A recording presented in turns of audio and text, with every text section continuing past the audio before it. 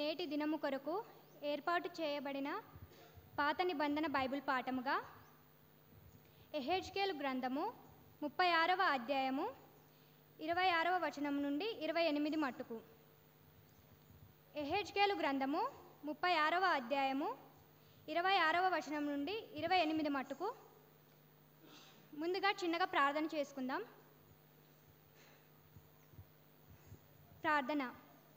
మహోన్నతుడా, మహాగణుడా, పరిశుద్ధుడవైన దేవా, నీ నామమునకు వేలాది స్థుతులు స్తోత్రములు తండ్రి. ఇటు ఉదయకాల సమయమందు నా దేవా, మేమందరము కూడుకొని నీ యొద్దకొచ్చి నిన్ను ఆరాధించి మహిమపరిచినందుకు నీకే వేలాది స్థుతులు స్తోత్రం తండ్రి. తండ్రి, ఇదిగో ప్రతి ఒక్కరము ఈరోజు నీ బలలో పాలు పొందుకొనడానికి వచ్చిన్నాం తండ్రి. ఇదిగో నీ రక్తం తిని, నీ రక్తము తాగి, నీ శరీరం తినుటకు నీ యొద్దకు వచ్చి ఉన్నాము తండ్రి. ఇదిగో నీ రక్తము చేత మా పాపాలన్నింటినీ శుద్ధీకరించి నేటి నుండి క్రొత్త నడవడిగల వారమై నీ మార్గమందు నడుచుటకు నీ కృపను మా వెంట ఉంచుమని కోరుచున్నాం తండ్రి. ఇదిగో చెప్పబోయే వాక్యాన్ని దైవజనులు గారు మాకు చక్కగా ఆత్మీయ ఆహారాన్ని అందించినట్లు నీ కృపను మాకు చూపించండి తండ్రి. ఇంకా ముందున్న సమయానంతా నీ హస్తగతం చేస్తున్నాను తండ్రి. ఈ ఆరాధన అంతా కూడా నీకు మహిమకరంగాను మాకు దీవెనలకరంగాను జరిగించుమని నజరేయుడైన యేసుక్రీస్తు అతి పరిశుద్ధ నామాన అడిగి వేడుకుంటున్నాను తండ్రి.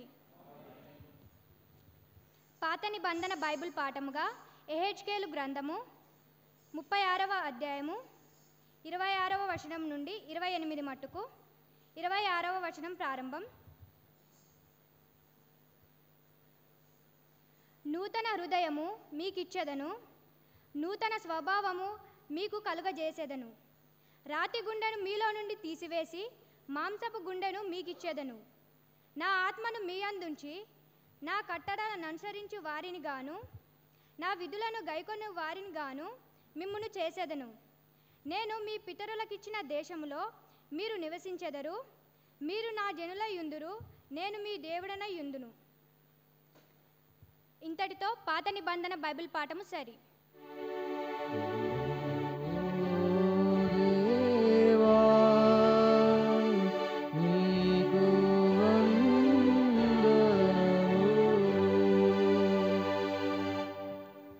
నేటి దినంనకై ఏర్పాటు చేయబడినటువంటి పత్రికల పాఠముగా అపోస్తలుడైన పౌలు రోమీలకు వ్రాసిన పత్రిక 8వ అధ్యాయము 12వ వచనం నుండి 17వ వచనం వరకు గల దేవుని వాక్యమును చదవగా విందము. రోమీలకు వ్రాసిన పత్రిక 8వ అధ్యాయము 12వ వచనం నుండి 17వ వచనం వరకు. కాబట్టి సహోదరులారా, శరీరానుసారముగా ప్రవర్తించుటకు మనము శరీరమునకు రుణస్థులము కాము. మీరు శరీరానుసారంగా ప్రవర్తించిన ఎడల చావవలసిన వారై యుందురు గాని, ఆత్మచేత శరీర క్రియలను చంపిన ఎడల జీవించెదరు. దేవుని ఆత్మచేత ఎందరు నడిపింపబడుదురో వారందరూ దేవుని కుమారులై యుందురు.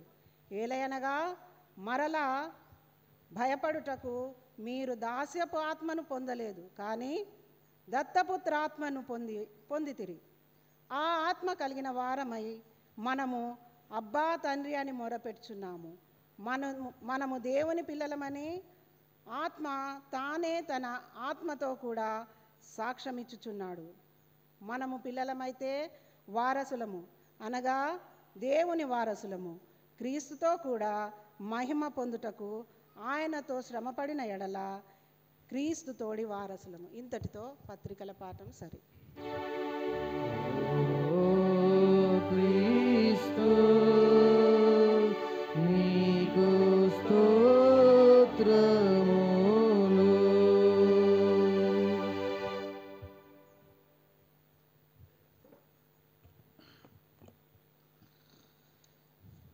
సువార్తల పాఠము చదువుచుండగా సంగమంతయు నిలబడగలరని మనవి.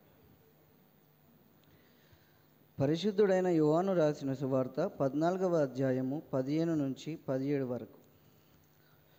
పరిశుద్ధుడైన యోహాను రాసిన సువార్త 14వ అధ్యాయం నుంచి 15 నుంచి 17 వరకు చదువుకుందాము. మీరు నన్ను ప్రేమించిన ఎడల నా ఆజ్ఞలను గైకొందురు. నేను తండ్రిని వేడుకొందును, నీ యొద్ద ఎల్లప్పుడూ నుండుటకై ఆయన వేరొక ఆదరణకర్తయు అనగా సత్యస్వరూపి యగు ఆత్మను మీకు అనుగ్రహించును. లోకము ఆయనను చూడదు, ఆయనను ఎరుగదు గనుక ఆయనను పొందనేరదు. మీరు ఆయనను ఎరుగుదురు, ఆయన మీతో కూడా నివసించును, మీలో ఉండును. చదవబడిన వాక్యము దేవుడు మన ఆత్మీయ మేలు నిమిత్తమే దీవించును గాక.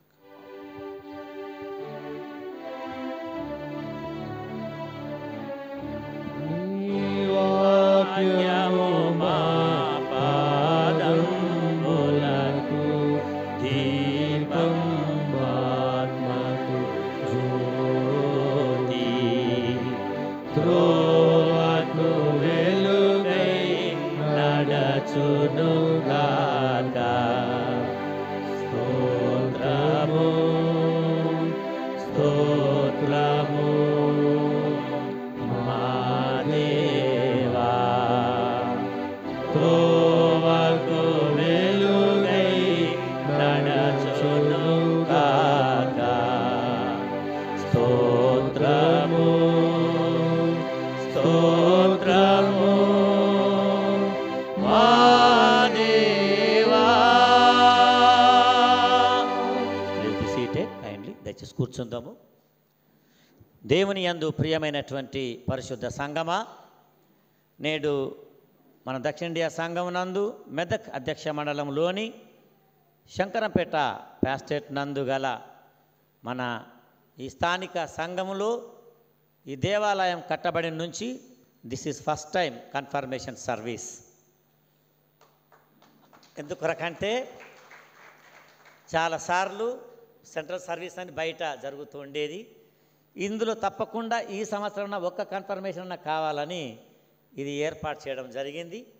దీనికి గాను మరి ఇటీవల మన అధ్యక్ష మండలం దక్షిణ ఇండియా సంఘం మోడరేటర్ కమిషనరీ బిషప్ తండ్రి గారైనటువంటి the right reverend doctor K Padmarao bishop తండ్రి గారిని సంప్రదించినప్పుడు వారు ఒప్పుకున్నారు. కానీ మరి ఈ దినమున కొన్ని గొప్ప పనులను బట్టి డోర్నకల్ డైసిస్లో వారు తండ్రి గారు